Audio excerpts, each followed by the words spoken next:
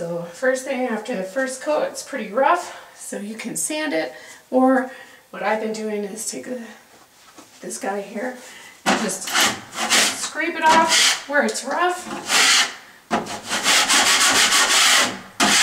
And then you've got an okay surface to do your next coat without having to go through all the sanding. You don't want to have chunks in your mud because it'll leave lines and bumps that you have to deal with later.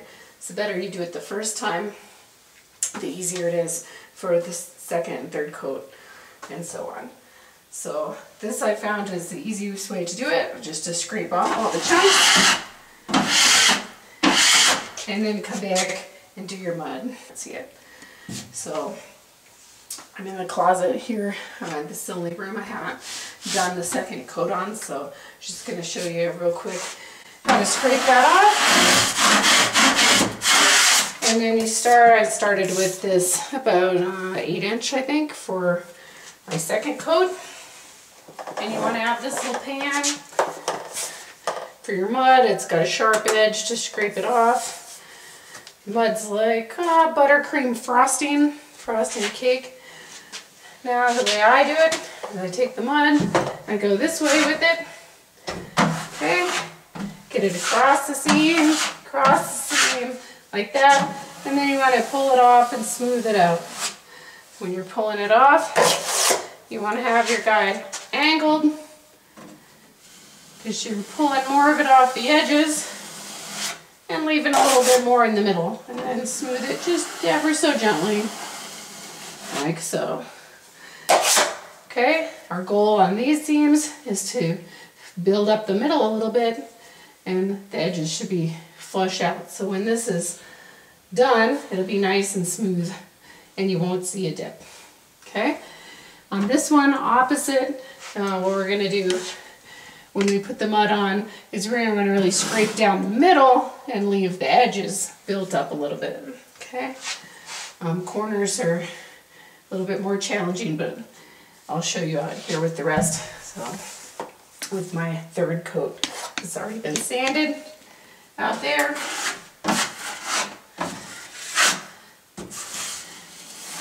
And we're getting ready to finish. We're going to do 3 coats because we're texturing.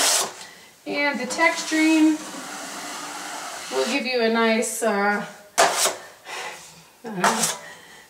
finish. It will give you a little bit of forgiveness if you're not perfect here. So you can see when you have a little chunky stuff there, it gives you some ridges in there, and you'll have to come back and sand that out.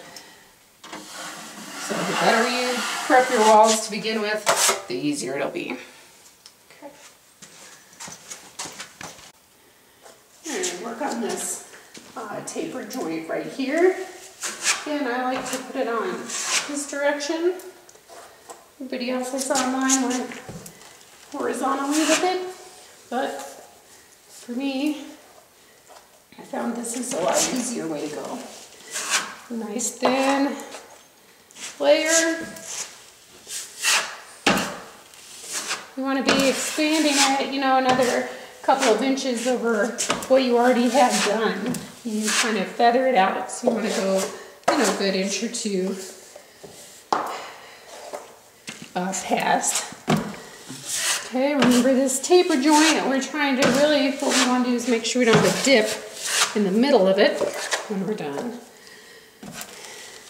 So what we're going to do is put that on, and then we're going to scrape it off. We want to scrape it off, putting more pressure up at the top in this case, so that it really feathers out top. Same thing on the bottom. You see that angle, really more pressure on the bottom of this tool. Then come back and gently but firmly take it off the middle. That way we're filling in that gap. Make sure you scrape off real good in between so you're not leaving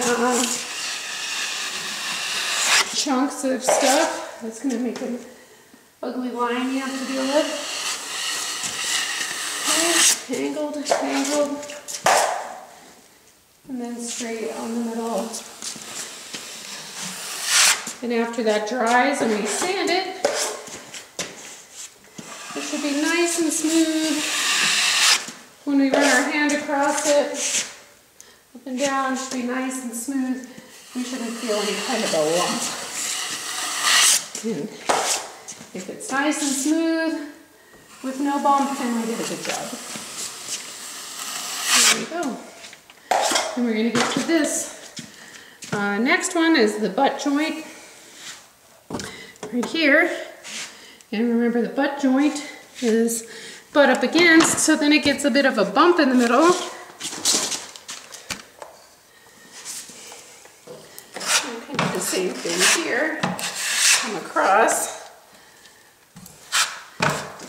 from both sides, so that I'm kind of stacking it up on the edges, but it gets pretty light in the middle because I already have a bump in the middle.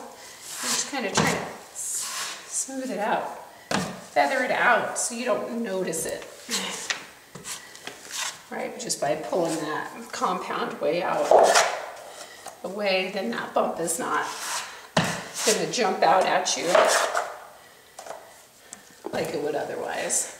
And now we're kind of joining up where we were, so we scrape off real good.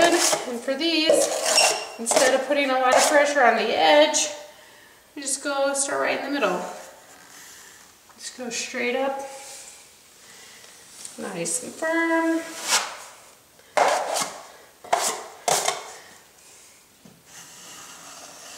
Nice and firm.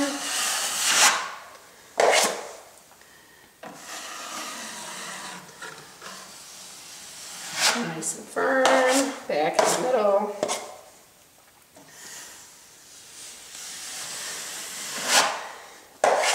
And then as we get this feathered out, then we can put a little more pressure and just knock those edges so they blend right into the wall.